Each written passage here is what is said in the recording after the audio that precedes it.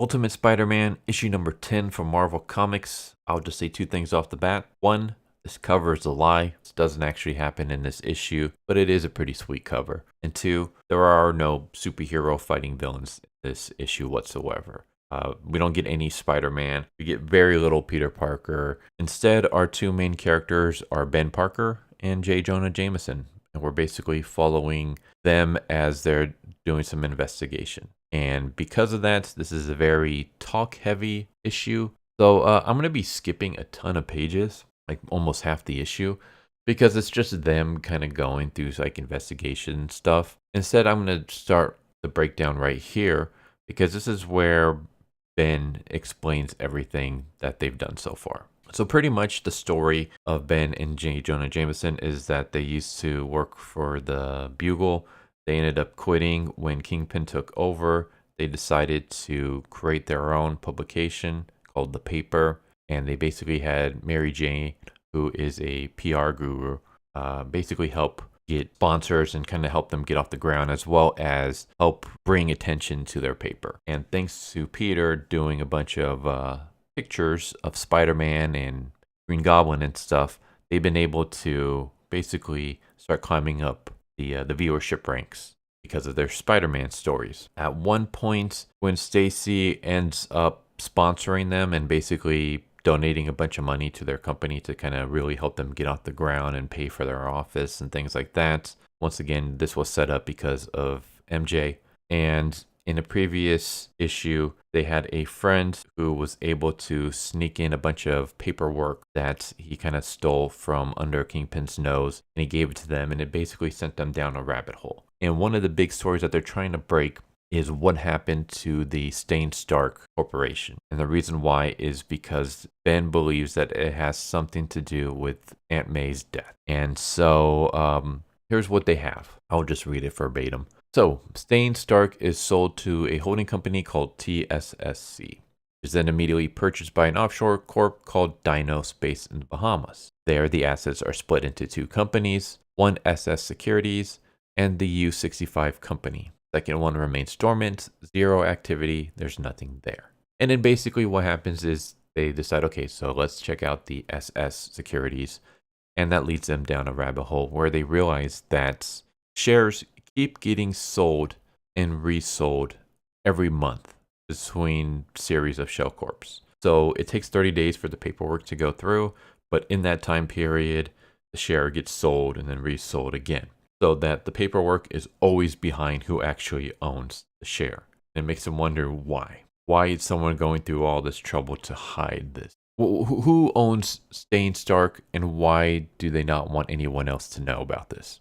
Ben's like, I started investigating and I hit a wall. Like, I'm not able to find anything. They're one step ahead of us and anyone else is looking for it. And that's when J. Jonah Jameson is like, yeah, this seems too perfect. Because of that, it bothered me. So while you were looking into SS Securities, I went in and looked into U65, the dormant corporation. And I discovered that Oscorp owns that. So then they go and have a meeting with Gwen, where they basically kind of share what they have. They kind of almost put it on blast, where they say that we know that Stain Stark was sold on the cheap, and we know that eventually a company inside the Oscorp umbrella bought it. And we plan on releasing this story, and we want to ask you a few questions. Like, who arranged the deal to buy the company? Why are you working so hard to hide this? What happened to all the technology that Stark had? How do all these things coincide with people in armored suits flying through the air? Basically talking about Green Goblin and Spider-Man. And Gwen gets pissed off and says that she wants her money back. And this is the only time when we actually see Peter Parker, where he's playing chess with his son while his daughter watches on. And Mary Jane basically talks to Ben and tells him that, yeah, Gwen called me. I know about what you guys are doing. Do you think this is a good idea? This isn't like a money issue. Like, I'm totally loaded with money because Mary Jane is really good at what she does. And she just says, paper's doing really well. And I'm very close to lining up a bunch of other advertisers out there. So we're going to be getting a lot more money coming in if I had a little bit longer. Because if you put this story out there, this story can either really make or really break you. So maybe wait until after I can get these sponsorships. And Ben's like, we have to publish it. Like that's the business. Once we have the story goes out. Mary Jane's like, all right, like, that's totally fine. I have no problem with that. Like, this your company. You do what you got to do. But Gwen is still one of my clients, and she's asking how long until you run the story. And so Ben's like, tell her she's got a week. So then that's when Harry shows up. It looks like Harry might be getting ready to attack Ben and J. Jonah Jameson.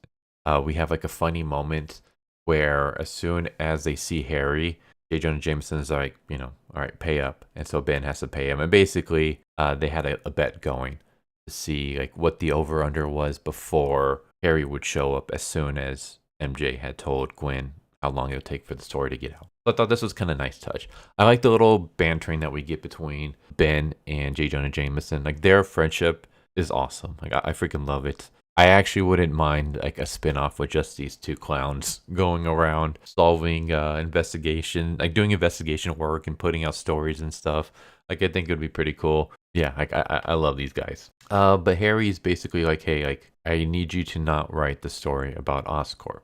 And they kind of joke about like, what story are you talking about, Harry? Basically, they're kind of teasing him a bit. And it gets to the point where Harry brings out his not his suit fully, but he brings out the Green Goblin gauntlet. He's like, I suggest you leave my wife out of this. Because they basically point out, we've pretty much done investigative work, and we narrowed down that the Green Goblin's either you or your wife. And so when Harry pulls out the gauntlets, Ben and J. Jonah Jameson stare at each other again. And then J. Jonah Jameson has to hand back the money that Ben just gave him, because it turns out that they had another bet to see who was the Green Goblin. But eventually they're able to talk to Harry and they're like, hey, like, we know that there's something going on. We know that, like, the thing is that we're not trying to go after Oscorp. We're not trying to go after you or your wife or anything like that. We know that the Kingpin is involved in some way. We know that Fisk is involved. And the thing is that we know Fisk enabled the sale of the company to Oscorp. We also know that you, Harry, and your spider friend have been waging a war against Fisk's empire. So it wouldn't make sense for Fisk to sell you the thing that you're using to destroy him. Which means that even though he helped you sell the company to you, he doesn't know that you're using the technology to fight against him. We want to work with you basically to help bring down Fisk because we believe that he is involved in the death of my wife, the death of your parents, because they all died in the explosion. And we believe Kingpin is involved in that explosion. And so Harry's like, well, Peter says I can trust you. Can I trust you? And it's like, yeah. So Harry ends up giving him this USB that basically has everything Oscorp has ever recorded on the man who made this world the way it is. Council that's running it, what's really happening with the Starks, and even Fisk.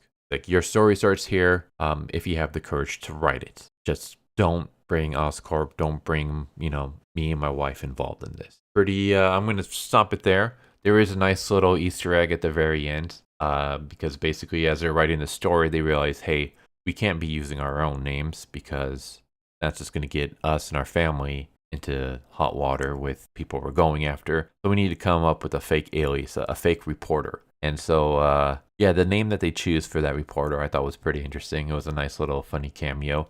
I'm not going to spoil what it is. If you want to figure it out, you can read it for yourself. But I like this issue. Even though it's a Spider-Man issue with no Spider-Man, Hickman does a really good job with the writing. Like, I'm really invested in these characters, which is not something I can say about a lot of comics. Like, there are comics out there that I enjoy, but usually in those, like, I like the main character, and then I don't really care too much for the side characters, or maybe there's a couple that I might like here and there. Here, I pretty much like all the main characters and the side characters. Obviously, I love Peter Parker. He's my guy. And even though this isn't 616 canon Peter, this is the Peter that I always kind of wanted. Like the cool family guy with the loving wife, loving kids, and still doing the superheroing on the side kind of stuff. Like, I like this version of Peter Parker. I love MJ in this. Like, I'm totally like down for her, and like I love how like even her job is involved in the story in some way. Her being a PR guru. These two kids are sweet. Peter's kids, like Richard and May. I got no problems with them. I find the daughter to be very like adorable. Same with Richard. I like their interactions with their parents. Harry Osborn, a character who I've never liked. Like, I don't hate Harry, but I've never really cared for his character. I always thought he was just someone with a really stupid haircut. And I I actually really like his character here. Like, I'm very fascinated by it. I'm like praying he doesn't go down the dark route and become a villain. I like his budding relationship with Peter and the two of them raging this war against Kingpin. Gwen Stacy is okay. Like, I don't have any problems with her. Like, I wouldn't say I like her as much as the other characters. Like, I don't find her as fascinating, but she's still okay. Ben and J. Jonah Jameson are awesome as well. Like, I freaking love these two guys. And even though, like, I haven't covered their plots in previous reviews, just because I wanted to focus more on Peter and Harry, I have been enjoying their little subplot. And this just kind of showcases how awesome the two of them are when it comes to working together. And I love their friendship and just the way they play off each other and things. So this was great. Like, Hickman does a very good job of writing an issue that's nothing but talking, no fighting, nothing like that. Just characters talking with each other, and it's still freaking entertaining as hell, which is a very hard thing to do. Like, for a superhero story, action and superheroing things are what is the big selling point, right? Like, you read a Spider-Man issue to see Spider-Man doing Spider-Man things. So to have an issue that doesn't have Spider-Man whatsoever and still be really good and entertaining, an issue that doesn't have any superheroes doing any saving or fighting crime or anything, it's just characters talking. Yeah, that's very, very hard to be entertaining, and yet Hickman manages to do it again. So props to him. This was awesome. I love this issue. I love this series. It's fantastic, and I'm hoping Marvel doesn't screw this up, because I heard that they've been screwing up Ultimate Marvels.